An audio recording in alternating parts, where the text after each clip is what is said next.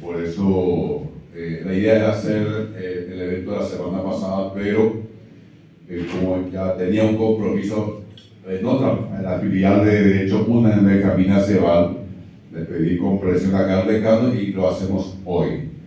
Y es un homenaje a la Constitución, como ya explicó también él.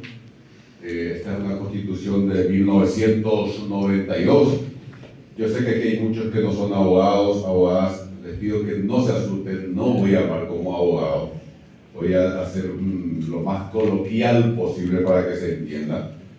En realidad esa es una obligación de los profesionales, hablar en términos que nos entiendan los miembros de la sociedad. Solo que cuando nos ponemos en papel de culto y empezamos a usar términos técnicos indebidamente la mayoría de las veces. Y sobre todo los que ejercemos la función de magistrados y magistradas, nuestras sentencias tienen que ser muy claras, ¿no? Hay que ir eliminando los latinismos, extranjerismos, marañápico y miupeas, si la gente no entiende. Las sentencias judiciales no son tesis doctorales, son elementos para que la gente pueda dirigir su vida. ¿Y cómo van a dirigir su vida de acuerdo a las sentencias si empezar a hablarle en latín y usar términos técnicos inentendibles? Si uno quiere un texto plagado de términos técnicos, latinismo, extranjerismo, hay que hacer una tesis doctoral e ir a defender. Pero las sentencias son herramientas para la motivación de la conducta social, es decir, tienen que entenderlas todos y todas. Y lo mismo pasa con los médicos, con los arquitectos, etc. Pero más es la obligación para nosotros los abogados, porque somos los que todos los días marcamos las pautas de comportamiento social. Y elegimos el tema Constitución y Educación, pero previamente, esto no va a durar mucho tiempo. Previamente quiero sumarme a lo que manifestó el decano. La Constitución del Paraguay es una constitución muy de avanzada, y él lo dijo, es una constitución un poco extensa, pero en realidad las constituciones actuales son todas un poco extensas. ¿Y saben por qué? Porque las constituciones actuales incluyen derechos fundamentales. Hay un catálogo de derechos fundamentales en las constituciones actuales.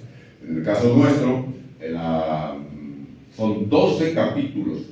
La Constitución de Paraguay tiene 12 capítulos dedicados a derechos fundamentales y a sus garantías. Esto no aparecía en las constituciones anteriores. Y en Europa esto no era así hasta la mitad del siglo XX, cuando termina la Segunda Guerra Mundial, con Hitler, Mussolini, Stalin, el generalísimo Franco en España, que continuó, ese fascista continuó. Tan asesino como Hitler, tan asesino como Mussolini, tan asesino como Stalin, pero como tuvo la bendición de Estados Unidos e Inglaterra, continuó matando gente hasta casi 1980. ¿Qué fue lo que pasó? Esto le dio sobre todo a los más jóvenes de acá, a los chicos y chicas. Cuando Hitler enviaba al horno a los homosexuales, a los judíos, pero a los judíos pobres, no a estos que están gobernando Israel. Estos no son de los judíos que fueron al horno. Estos no son eso, estos son judíos que vienen de otro lado. Eran judíos pobres. A los judíos pobres, a los comunistas, al horno. Hacía lo mismo parecido Mussolini en Italia, y Stalin hacía eso también. Él no llevaba al horno a la gente, como hacía mucho frío ahí, enviaba a la Siberia. Enviaba a la Siberia, a los burgueses, antirrevolucionarios. Pero todo lo que hacían estos señores era legal.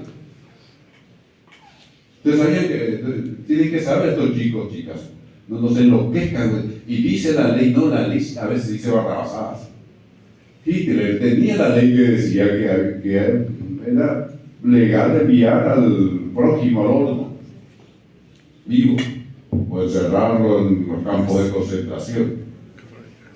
Hitler, lo mismo Mussolini en España, en Italia, Franco en España, Stalin en Rusia, y Stroessner acá también tenía ley. Por ley uno podía Ustedes ahora están felices con Instagram, todo el mundo caminando por la calle. Antes no podía uno reunirse más de 3 personas en la calle, eso estaba prohibido por ley.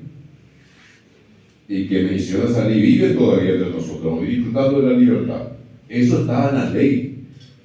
Es más, cuando llevan a matarlos a los jerarcas nazis, porque como pierden la guerra, terminaron asesinados. Si hubieran ganado la guerra, hubiera sido distinta la historia. Cuando van para la ejecución, dicen los generales nazis: ¿por qué nos están matando? ¿Por qué nos van a matar si nosotros cumplimos la ley? Nosotros cumplimos nuestra ley. Pastor Coronel cumplía la ley cuando estaba desollando a sus prójimos en las salas de tortura. Mussolini, el general Franco, porque estaban prohibidos ciertos partidos, ciertas formas de pensar, eso estaba en la ley. Cuando termina la Segunda Guerra Mundial, en Europa se espantaron de esto y dijeron: bueno, ¿qué pasó aquí? Si supuestamente la ley está para protegernos, pero finalmente estas leyes legalizaron horrores nunca vistos. ¿Qué fue lo que pasó? Y que los pueblos se equivocan. Los pueblos se equivocan y eligen salvajes, como están eligiendo por ahora. Y entonces hay mayoría en los parlamentos y aprueban esas leyes. Y dijeron: ¿qué hacer ante esto? ¿Qué harían ustedes ante esto? Cerrar el parlamento no es la solución, porque entonces ya directamente ya no va a haber ley, directamente el presidente va a decidir. Y dijeron: aquí la solución está en lo siguiente: hay derechos fundamentales de las personas que no pueden depender de las mayorías circunstanciales en el parlamento. No puede, o sea, no puede depender de que unos salvajes de repente sean mayorías en una sociedad y puedan hacer cualquier cosa. Entonces dijeron: vamos a incluir en las constituciones esos derechos fundamentales. Por lo tanto, por más que sean salvajes los que están gobernando, no van a poder por ley ordenar torturas, ordenar que la gente sea cremada viva en los hornos. No van a poder porque la Constitución les va a prohibir. Eso se llama constitucionalización de derechos fundamentales. Y eso es lo que ocurrió en Paraguay en 1992. Me alegro que el profesor de Derecho Constitucional haya notado esa situación y nos hable de eso, porque normalmente en las cátedras de Derecho Constitucional no hablan mucho de esto. Normalmente creemos, porque nos aprendimos el artículo 1989 del Código Civil, etcétera, sabemos del Código de Derecho Civil. No, eso no es derecho. Si uno aprendió el código, no es derecho. Si uno aprendió el texto de la Constitución, aprendió el texto, el artículo, no aprendió lo que es la Constitución. Por eso nuestra Constitución es un poco extensa. Tiene derechos constitucionalizados, de derecho a la vida, libertad y igualdad. Esos derechos no pueden desaparecer por decisión de una mayoría en el Parlamento, porque están en la Constitución. Por eso nuestro Estado se llama Estado constitucional de derecho, no es Estado legal de derecho. El Estado legal de derecho es el que tuvimos hasta 1992. Esas constituciones eran mucho más cortas y no tenían el catálogo de derechos, sino que eran más o menos unas declaraciones generales, como sería la Carta Orgánica, el Estatuto de la Universidad. Aparece una serie de declaraciones generales y después hay que ir reglamentando por ley. Y ahí es donde hacían desastre. Está la Constitución, entonces una mayoría en el Parlamento entendió que derecho a la vida sí, pero no si la doctora Gladys es medio zurda, no tiene derecho a vivir, hay que destriparla, como está diciendo un presidente que acaba de ganar las elecciones en su país. Hay que destripar a los que piensan distinto de él. Y eso convertían en ley. Por lo tanto, eso aparece en la Constitución y no necesita de reglamentación. El otro era Estado legal porque por ley, si bien la Constitución establecía unas declaraciones generales, por ley había que reglamentar. Ustedes van a decir: será reglamentado por ley, será reglamentado por ley. En nuestra Constitución muy pocos artículos van a encontrar que digan será reglamentado por ley, sobre todo en materia de derechos. Es más, chicos, chicas, en materia de derechos, Vean el artículo 45 de la Constitución. Ese no es que no dice hay que reglamentar por ley, dice no necesitan los derechos que están en la Constitución ser reglamentados por ley para que sean aplicados.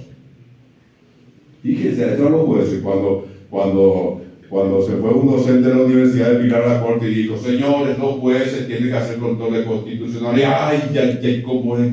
Uy, obvio, a Pilar el señor Curetilento hoy. ¿Cómo pico los jueces van a hacer control de constitucionalidad? ¿Dónde se ha visto eso? Lo que pasa es que no leyó el 45 o el 256, que se dice las sentencias deben fundarse en la ¿qué cosa? En la Constitución. La México ya va a fundar en la Constitución tu sentencia si no lee la Constitución. ¿Cuál es el control de constitucionalidad? Alguien me dijo, no, eso no es control de constitucionalidad, se llama aplicar la Constitución. Llámale gallina, no importa. Está aplicando la Constitución, está haciendo control de constitucionalidad.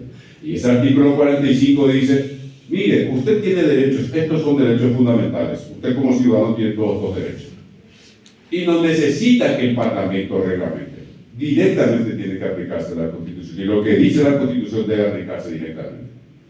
Y nos queda ahí el artículo 45. Dice, los derechos que están citados en la Constitución, en 11 capítulos, y en el capítulo 12 están las garantías, dice, esos son fundamentales. Pero dice, no son los únicos. Fíjese lo que dice la Constitución de Paraguay. Dice, no son los únicos. Por eso le decía, si usted dice, yo sé la Constitución porque me aprendí todos los capítulos de la libertad, de la igualdad, sé todos los derechos, no sabes, porque el 45 te dice, esos derechos son indicativos, no son taxativos. Dice, tenés que deducir otros derechos de la personalidad humana, o si ustedes quieren, de la dignidad humana. Además de la libertad, de la igualdad, del derecho a la salud, a la educación, derecho al medio ambiente sano, los derechos laborales, los derechos de los funcionarios públicos, además de eso están escritos en la Constitución, o descritos en la Constitución. El 45 dice, pero hay otros derechos que obviamente a los constituyentes se les habrá escapado, es imposible citar a todos los derechos, dice, pero usted lo que tiene que hacer es deducir eso de la dignidad humana.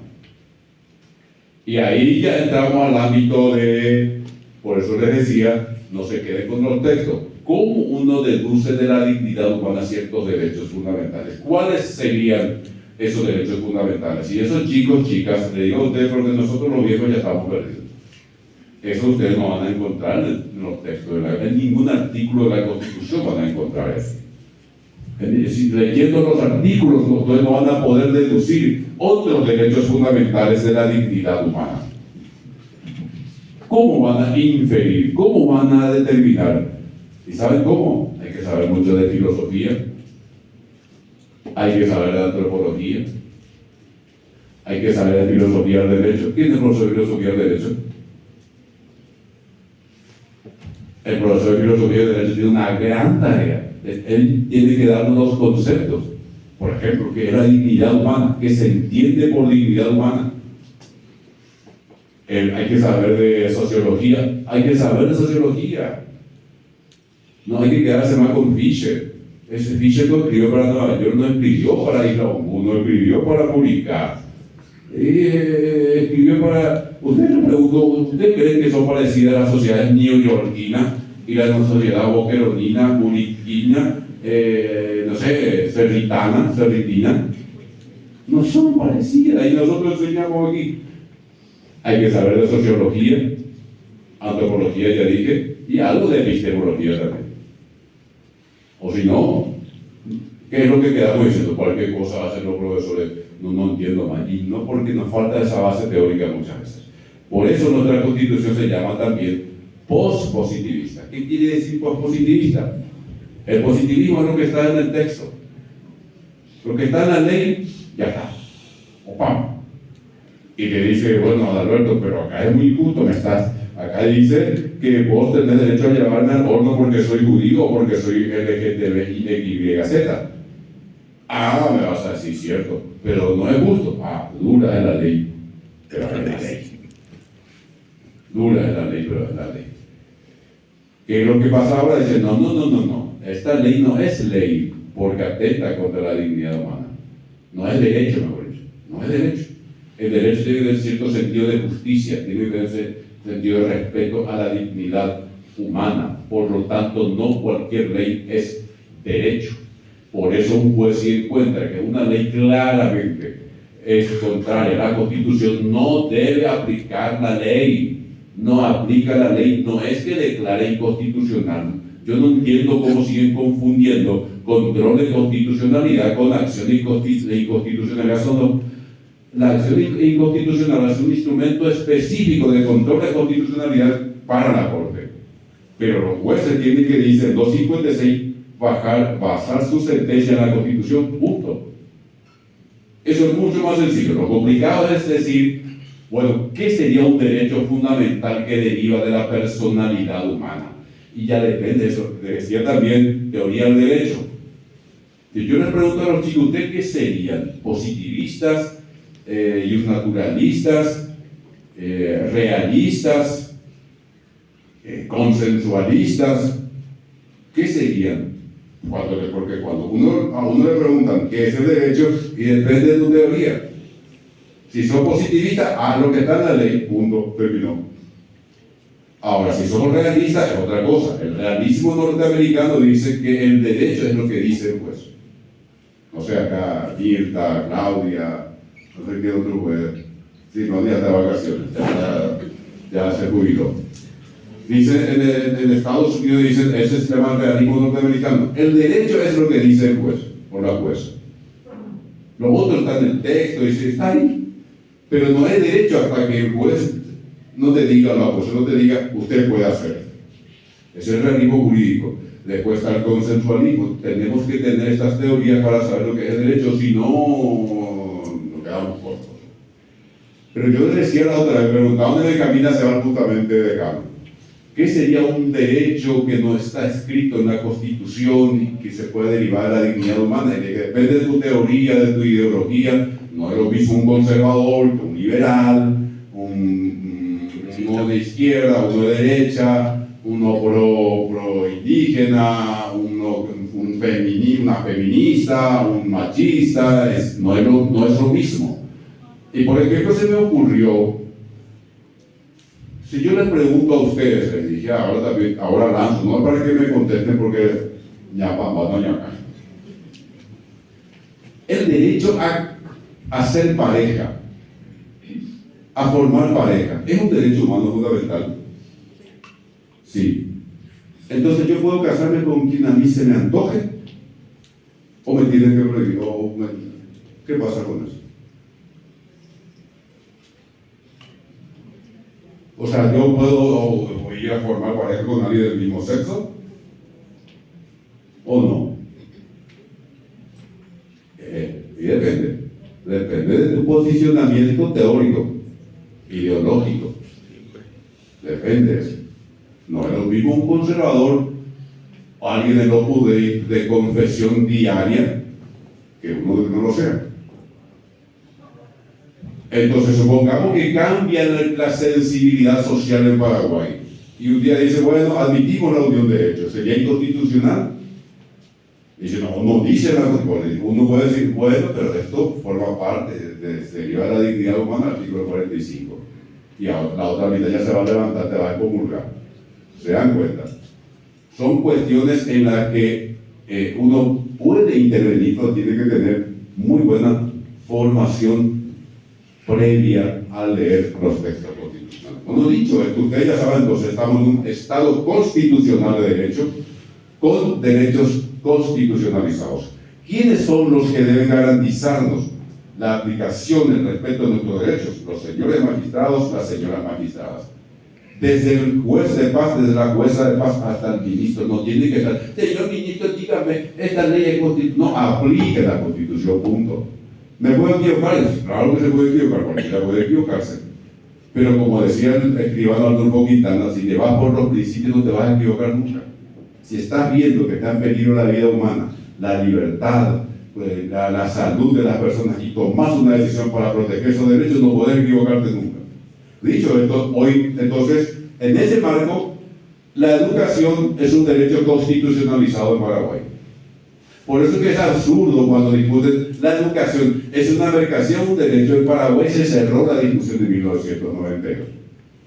Ahí, agradeciéndole a Javi, que como siempre me prepara el material, ven el artículo 73, capítulo 7, este es parte del primer artículo 2.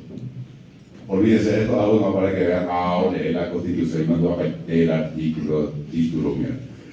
Lo importante es lo que dice este artículo. Toda persona tiene derecho a la educación integral y permanente, que como sistema y proceso se realiza en el contexto de la cultura de la comunidad. Por eso que Fisher no es suficiente, porque eso no escribió en el contexto de la cultura de nuestra comunidad.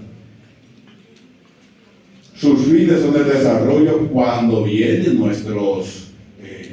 los AMIAES, los consultores de códigos. Vamos a socializar, siéntense acá todo así en círculo. Vamos a ver los decanos, la decana, la vicerrectora, el rector, la directora de calidad, director académico de posgrado, completo de extensión, todo así en círculo redondo ahí. Y vamos a discutir cuáles deben ser los fines de la educación para el príncipe del 73. Sus fines son el desarrollo pleno de la personalidad humana y la promoción de la libertad y la paz, la justicia social, la solidaridad, la cooperación y la integración de los pueblos, el respeto a los derechos humanos. Esto dice el 73 y escuchamos abogados y abogadas hablando mal de los derechos humanos. O sea, están atacando la Constitución. Y a los principios democráticos, la afirmación del compromiso con la patria, de la identidad cultural y la formación intelectual, moral y cívica, así como la eliminación de los contenidos educativos de carácter discriminatorio. Cuando nosotros decimos nuestro plan estratégico que eliminamos toda discriminación, simplemente cumplimos esto. La erradicación del analfabetismo y la capacitación para el trabajo son objetivos permanentes del sistema educativo. Educación para el trabajo, para el mercado, no es que quedó fuera del mercado. Pero no es solo formar personas que puedan ser obreros, sino lo que se busca es gente pensante, no solamente alguien que sepa colocar tornillos o que sepa cambiar el foco.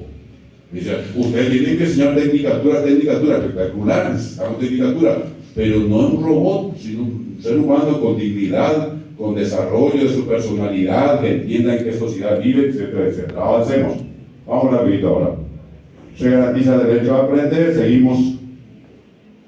La educación es responsabilidad de la sociedad y recae en particular en la familia, en el municipio y en el Estado. Esto es lo que hacemos los papás, tomamos nuestros hijos, retiramos a la maestra ahí en el PEP y después nos enojamos con ellos, es una gran irresponsabilidad. Es nuestra responsabilidad como familia, municipio y Estado. El Estado promoverá programas de complemento nutricional y suministro de útiles escolares para los alumnos de escasos recursos. En esto se avanzó ahora, no solamente para los de escasos recursos. ¿Por qué esto? ¿Esto es inconstitucional? No es inconstitucional. La Constitución te establece el piso. Así vos mejoras eso. Espectacular. Eso es lo que se pretende finalmente. Seguimos. La educación escolar básica es obligatoria. En las escuelas públicas tendrá carácter gratuito. El Estado fomentará enseñanza técnica, media, técnica, agropecuaria, industrial y la superior o universitaria, así como la investigación científica y tecnológica. Seguimos. La enseñanza en los comienzos del proceso se realizará en lengua oficial materna del educando. Y se empleará conocimiento entre ambos idiomas. En el caso de las minorías étnicas, cuya lengua materna no sea el guaraní, se podrá elegir uno de los idiomas oficiales. Seguimos, capacitación técnica. Acá para las universidades. Ustedes saben, en Argentina las universidades son autónomas, pero no tienen la autonomía universitaria en Argentina, que es donde empezó este tema con la reforma de Córdoba en 1918, más de 100 años, no tiene rango constitucional.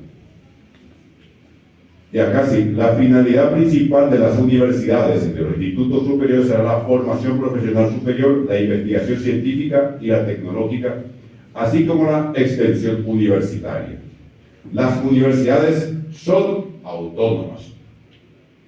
Son autónomas, ¿qué quiere decir? Define sus estatutos, etc. Ahí dice, establecerán sus estatutos y forma de gobierno. Por eso esto que hace el CONE de no podés tener filial, sino que no sé cómo se llama, y en la filial hay, por ejemplo, la Universidad Católica tiene campus en todos lados, y vos tenés, en la filial tiene decanos. Uno hace eso ahora en el CONE interviene. El CONE permanentemente rompe la autonomía universitaria. Ahora, que hay abuso en la autonomía, sí también, pero abuso con abuso no se soluciona. Elaborará sus planes de estudio de acuerdo con la política educativa y los planes de desarrollo nacional. Nosotros, CONE, nos tienen que aprobar nuestro plan de estudio. ¿Se dan cuenta? Y le dicen, tenés que hacer la encuesta a ver si tu comunidad necesita esto. Y pues si vos querés enseñar de repente, a ver, biología, ¿usted cree que biología sería interesante para Ñebucú? Claro, tenemos los humedales de Yecuay, cuántas especies hay, cuántas están desapareciendo en vía de extinción, cómo fueron afectadas las especies que tenemos por la intervención humana. Eso a su vez nos afecta a nosotros. ¿Cuántos de los animalitos pueden transmitirnos enfermedades? No sabemos. Pero si te digan, el CONE no te va a habilitar, te diga, pero el mercado no te pide. No todo el mercado. Se garantiza la libertad de enseñanza y la de la cátedra. Las universidades, tanto públicas como privadas, serán creadas por ley, la cual determinará las profesiones que necesiten títulos universitarios para su ejercicio. Esto es muy importante porque la autonomía universitaria tiene nivel constitucional. En otros países no. En Argentina no tiene directamente por ley, pero no está en la Constitución. Seguimos. La ley preverá la Constitución. Esto es muy importante, chicos. Todos los años se viola este artículo. Nadie, excepto aquí en la universidad, cada tanto levantamos la voz. Este artículo 80 permanentemente es violado tanto por Itaipú como por Yasuena. En todos los gobiernos, porque van a decir, porque no, yo fui ministro de Educación, no pude lograr que en el gobierno del presidente Lugo que se cumpla este artículo 80. No pude contra los burócratas de Itaipú y Yasuena.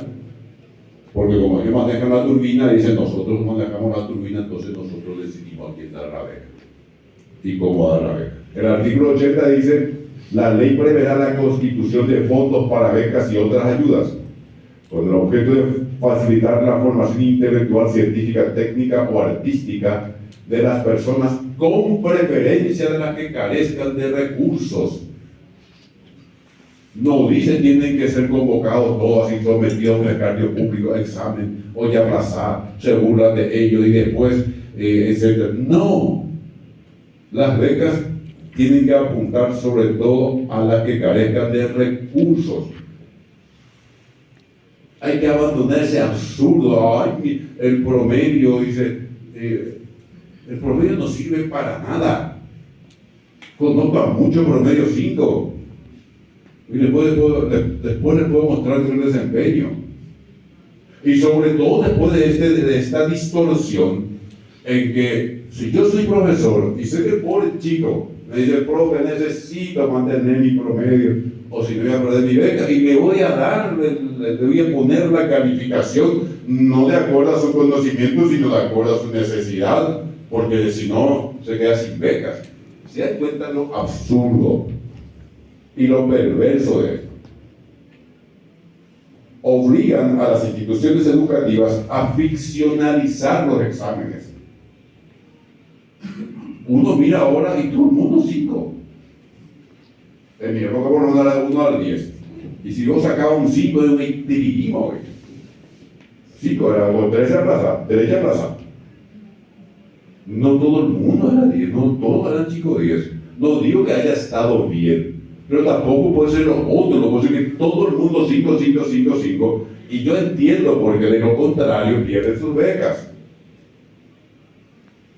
Pero fíjense ustedes, si el Ministerio de Educación, con todos sus errores, ya otorgó el certificado, digo, usted es mejor alumno, va a la hidroeléctrica y le dice, no, yo le voy a tomar a usted otra vez un examen. Y encima toma exámenes con temas no desarrollados por los chicos. Y se aplazan y de paso se burlan de ellos. Se burlan nuestros hijos, se burlan nuestras hijas. Nadie hasta ahora, nadie tomó en serio este artículo 80 de la Constitución. ¿Por qué? ¿Por qué aprobó este artículo? Porque ellos sabían, los constituyentes sabían, que dicho sea de paso, por ejemplo, tuvimos dos convencionales constituyentes, lastimosamente los dos fallecieron, el doctor Rolando dos Santos y Benjamín Maciel Paso, que fueron los dos constituyentes en 1992, porque en aquella ocasión se eligieron constituyentes por departamentos y había una lista nacional. Evidentemente eso ayudó muchísimo, porque después en la convención constituyente se formó una bancada, ¿cómo le llaman? Bancada campesina. Bancada campesina. Y ahí hicieron fuerza, o sea, eso fue transversal, y ahí crearon las gobernaciones y compañía. Eso fue muy interesante, y que también diputados sean electos por departamentos. Evidentemente, producto de la forma de elección, por eso el tema de las elecciones son muy importantes, no hay que macanear con las elecciones, no hay que distorsionar las elecciones, hay que respetar eso, porque fíjense lo que pasó aquí. Gracias al sistema de elección para la Convención Constituyente, se logró crear las gobernaciones y que en los departamentos tengamos representantes, por lo menos ante la Cámara de Diputados. Bueno, les decía que este artículo 80 es fundamental y tiene que ser motivo de debate en todos lados. Lo que hacen Itaipú y Yacyretá es absurdo, primero inconstitucional, académicamente insostenible, institucionalmente insostenible. ¿Por qué? Porque ¿cuál es el área encargada en el Estado? ¿Cuál es la agencia estatal en el Paraguay que le dice a uno, usted aprobó y tiene esta calificación? El MEC, el Ministerio de Educación. ¿Qué tiene que meterse en otra entidad? Y académicamente también es un absurdo insostenible, porque las evaluaciones, ustedes saben perfectamente, a uno le tienen que aplicar de acuerdo al contenido desarrollado, y tanto las binacionales, ambas, no sé quiénes preparan los exámenes, y uno habla con los chicos y muchos de ellos nunca. ¿Y cuál es la respuesta? Culpan a los docentes y dicen que nuestros chicos no están preparados. Bueno, sigamos para ir terminando. Patrimonio cultural, seguimos. Les dejo un poquito ahí. Este tema, para que vean ustedes cómo las constituciones son producto de su contexto. Ustedes saben que hasta que se aprobaron estas constituciones, para ser presidente de la República había que ser católico. Yo soy católico. Acá no vayan así, es que seguramente no es católico y está atacando a nuestra Santa Iglesia Católica. No, yo soy católico, a veces voy a misa también. Pero antes solamente uno podía ser presidente de la República si era católico. Obviamente la Iglesia Católica presionó muchísimo para que eso continúe. La Iglesia Católica presionó muchísimo para que no se acepte el divorcio vincular, y ni qué decir con el tema del aborto. Y entonces, bueno, la religión católica era la religión oficial del Estado. De ahí quedó aquella costumbre que, no sé, la Virgen del Pilar tiene que pasarse por todas las instituciones públicas, y nosotros, los católicos, contentos, y los no católicos seguramente dicen, ¿qué pasa aquí? De ahí quedó esa costumbre. En realidad, el Estado no tiene religión. Antes sí tenía, pero la Iglesia Católica quería que se siga teniendo religión. Y los constituyentes le encontraron una salida, ven ahí, Dice, no, dice, el Estado no tiene religión, no hace falta ser católico para ser presidente, pero reconocemos el protagonismo de la Iglesia Católica en la formación histórica y cultural de la nación. Y bueno, había que hacer eso porque hay que ubicarse en 1992. Hoy probablemente este artículo ya no va a ser necesario, seguramente, ¿verdad? Después Cari termina ahí, ¿verdad? Seguimos. El deporte. Ahí está. Ahí en esto quiero terminar. Los recursos destinados a la educación en el presupuesto general de la nación no serán inferiores al 20% del total asignado a la administración central, excluidos los préstamos y las donaciones. Es decir, la administración central es el poder ejecutivo y las instituciones que dependen del ejecutivo. Vamos a suponer tiene 100 guaraníes. Es el presupuesto. Pero no entra ahí préstamos, donaciones, qué sé yo, esas donaciones de Taiwán no se suman. Préstamos no se suman. Digámosle recursos genuinos, bien surgido de los impuestos, etc. Y supongamos que la administración central, el poder ejecutivo, tiene 100 guaraníes de presupuesto. De esos 100, ¿cuántos tiene que destinar a la educación? 20. ¿Y ustedes saben cuánto destinan? ¿Se cumple eso? No, estamos lejos de eso. Estamos lejos de esto. No se cumple. Entonces, le quería mencionar que muchos de los problemas que tenemos en educación y para cuya solución perdemos mucho tiempo investigando, revisando bibliografía, consultando a especialistas, yo llamándola a la doctora Gladys, en vez de descansar le pido, bueno, ¿qué hacer aquí? En realidad, muchas de las soluciones ya están en la Constitución. Este problema del 20% total del presupuesto asignado es clave. ¿Por qué les menciono esto? Seguramente, yo no sé, ya salió el ranking de QS. Hay un ranking internacional que sale todos los años. A ver, les pregunto a ustedes, ¿de qué países son las universidades mejor rankeadas, les parece? ¿De los países pobres o de los países ricos? De los países ricos. De los países ricos. Pero esto es tan perverso que aquí usan eso para atacarnos a las universidades públicas. Y el año antepasado, acá con Miriam y en la gente de administración, comparamos el presupuesto de la universidad mejor ranqueada, que creo que era el MIT de Estados Unidos, con el presupuesto de la UNP. ¿Y saben cuánto tenemos nosotros? ¿Cómo era? 0,00001% del presupuesto de esa universidad tenemos aquí. Y nos piden que obtengamos los mismos resultados que el MIT, o que Harvard, o que Cambridge, Oxford, la Universidad de Barcelona, etc. Y en América Latina, y te dicen, claro que se puede. Fíjense, en América Latina, como la UBA está entre las 10 mejores del mundo, y la Universidad de Río de Janeiro, la Universidad de San Pablo, pero vean los presupuestos de esas universidades. Si Milei sigue en el gobierno y es reelecto, yo no sé si la UBA va a seguir manteniendo ese ranking. Pero la Universidad de Río de Janeiro, por lo menos hasta no hace mucho tiempo, tenía un acuerdo con Petrobras, la empresa de petróleo de Brasil. Financiaba la investigación de que necesita Petrobras hacia esa universidad. La Universidad de San Paulo, vean los presupuestos. Nosotros no hay que plantear llegar a ese nivel de presupuesto porque son países que tienen inmensamente más recursos que nosotros. Y se pagan impuestos ahí que aquí no se pagan.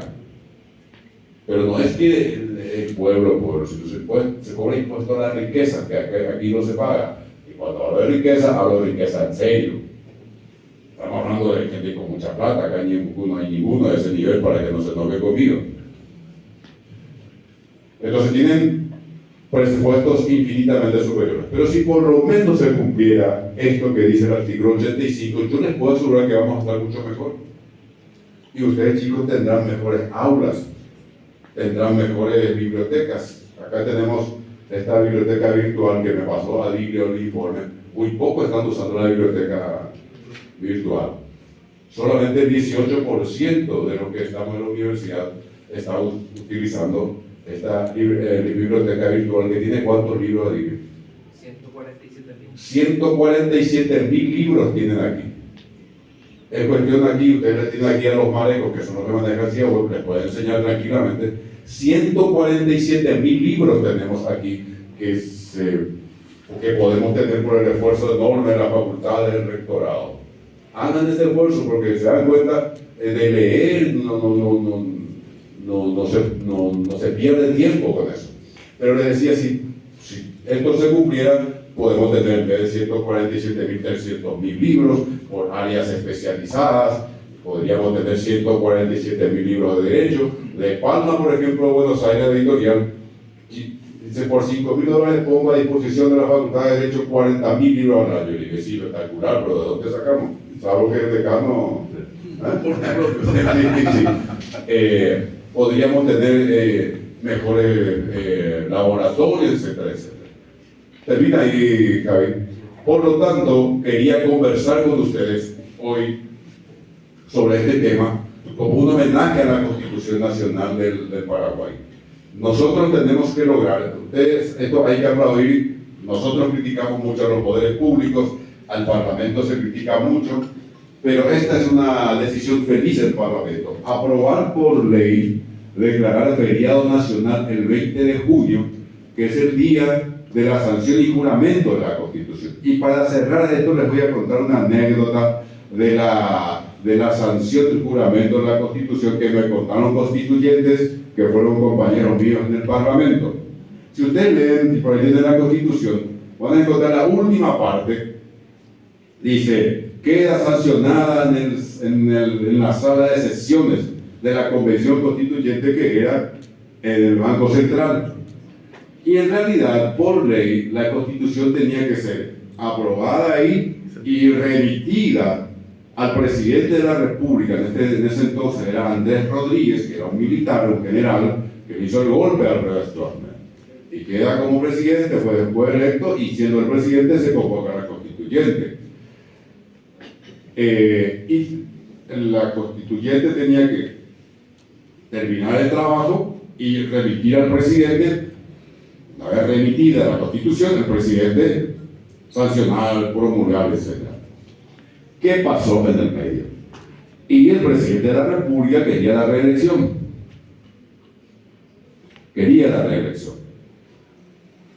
Bueno, hay que ubicarse en 1992. Tenía un poder de fuego impresionante, no era sencillo. General, presidente de la República, y no era un general cualquiera, comandaba tropas, y fue el que tuvo al dictador. Una masacre esa, la del 2 y 3 de febrero de 1989. Y él era el presidente, era un hombre fuerte, en serio. Y evidentemente los constituyentes ni votaban, o sea, avanzaban, iban postergando la discusión sobre la reelección. Vino la presión, inclusive hubo una visita del presidente de la República, del general a la constituyente, una visita de cortesía, así, tranquilo, los tanques en la calle para que la gente vea, los chicos se diviertan, ay, qué lindo tanquecito, hacían TikTok con los tanques, etcétera, etcétera. La convención constituyente lo recibió, hizo unos discursos, usted es lo mejor que hay, ni Napoleón hizo lo que usted hizo por este país. Bueno, siguió la constituyente trabajando, después termina, yo no sé en qué momento dice, el presidente de la República no podrá ser reelecto. Y no queda ahí, ni sus hijos ni sus parientes de cuarta y tercera. Hasta la tercera generación. Dice la senadora Vitalicio, que hasta ahora discutimos, ¿no? ¿Qué hacemos? Y bueno,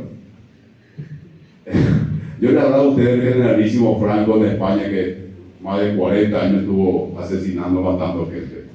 Y él murió en su cama. Terror le tenían, terror, era un asesino en serio. Y dice que muere el general Franco, como honor al presidente. Y le dice el médico, le dice al vocero, no me acuerdo cómo se llama, dice, fulano, señor, comunica al pueblo que acaba de fallecer el señor presidente de la República. Y se queda mirándole el vocero. Y le repite el médico, le estoy diciendo, comunica al pueblo que falleció el señor presidente de la República. Sí, le dice el vocero, yo le voy a comunicar al pueblo, pero ¿quién le comunica a él que murió? ¿Quién le avisa a él que murió? Y bueno, ¿quién le avisa al presidente de la República que no solo que no le dio la reelección, sino que su hijo, etcétera, etcétera?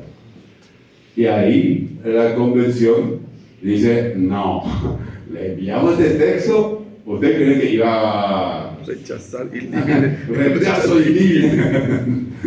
Rechazamos la Constitución por inconstitucional. ¿Y qué hacer? Y entonces decidieron no remitir al presidente de la República, no remitir al Ejecutivo, y ahí sancionan, juran, por eso todo hicieron en el mismo acto en la Constitución, en ese lugar. Y el texto original tenía que ir a la biblioteca del Poder Ejecutivo. Y la Constituyente decidió remitir al Parlamento. El Parlamento de Paraguay es el custodio del texto original de la Constitución. Si ustedes quieren leer el texto original que se redactó en la Constituyente, no tiene que ir al Parlamento. Dice, el Parlamento es el custodio del texto original de esta Constitución. Fíjense, es una historia que no se sabe mucho sobre la Constitución de Paraguay. Es una Constitución democrática, producto eminentemente de la Convención Constituyente, y que la Constituyente decidió que el órgano más democrático del país, que es el Parlamento, custodie el texto original. Entonces, cuando ustedes están retando a un diputado, a un senador, están retando a un custodio del texto de la Constitución. O sea, ¿quieren más? Bueno, muchísimas gracias a todos y todas.